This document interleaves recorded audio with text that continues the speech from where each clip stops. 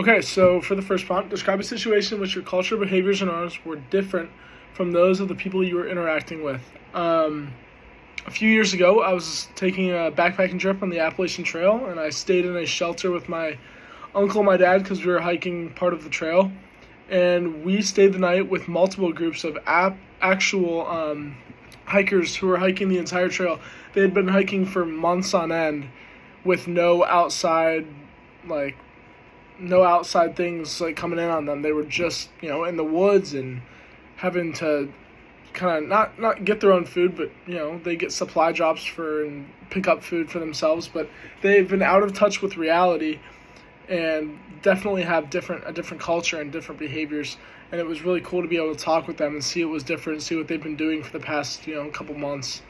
And handling that situation, I think it's important to be curious but respectful at the same time. Getting to know them, getting to know, like I said, what they've been up to. And I think that just making sure you're respectful, but also asking questions and learning a little bit. I think that's important in handling the situation. Okay, so for the second one, when thinking about collectivist and individualist cultures, which culture do you think you belong to more? I know personally myself, I belong to an individualist culture way more. I've been raised to have my own opinion, be my own person, and not be influenced as much by groups that I'm in. And I think that could arise some conflicts when these two, cultures kind of interact, because having your own personal opinions that are very strong may not be respected when you're having a conversation with someone who's from a collectivist culture who has the opinions of the others that surround them. That just could obviously happen because, it's differing opinions, and the conversation for a collectivist person or from an individualist perspective might seem very vague, just because the collectivist culture has like a group opinion. When you're talking one-on-one with someone, they might not give you direct answers on, or everything might seem to come from their group's perspective. I think that would be the same in the opposite circumstance. Person who is individualist may seem like, why would you have the opinions on everyone else who's around you? Why wouldn't you be your own person? I think that that could arise some conflicts, but what could be done to resolve it? I think just understanding that from a collectivist side, understanding that individualists that have their own opinions, that should be respected and should be seen as like sort of a good thing, good for them. But from the other side, being for an individualist person, seeing the other side, oh wow, like that's cool that they're part of a group and have a stronger, like more group opinion. I think that they should just both be aware and be respective of their opinions.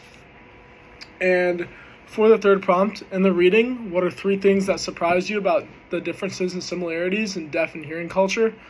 The first thing that really surprised me is that, like, instead of their group hangouts or their events a lot of times go until super early in the morning, because of they're getting their time together, which they don't get a lot because they don't communicate over technology as much, which I thought was really cool. And then, is a deaf goodbye similar to a Midwestern goodbye? I would say definitely. I've seen this growing up as myself. Like, every time you say goodbye to someone, it's like you're not really saying goodbye. You're just starting another conversation to say goodbye, and that's what the readings kind of explain for deaf culture. Saying goodbye is kind of a conversation starter before you actually leave, which makes saying goodbye a long time. And that's another thing that surprised me, is like saying goodbye just like takes forever, because they go around to each specific group and say goodbye individually and make sure they say goodbye to everyone, because they get the chance to see them and interact with them. Another thing, it didn't really surprise me, but I guess I didn't really understand this, is that exaggerated mouth movements can be seen as rude. Throughout our class, I've kind of thought that you should try and exaggerate your mouth a little bit while you're signing, and I think that now I kind of understand that you shouldn't overdo it, and you should stick to the typical how you do ASL. You're expressing yourself, but you're not just saying the words with your mouth and really over exaggerating. Yeah, that's about all I have. Saying that takes over an hour to say goodbye. That's the biggest thing that surprised me, I'd say. So yeah.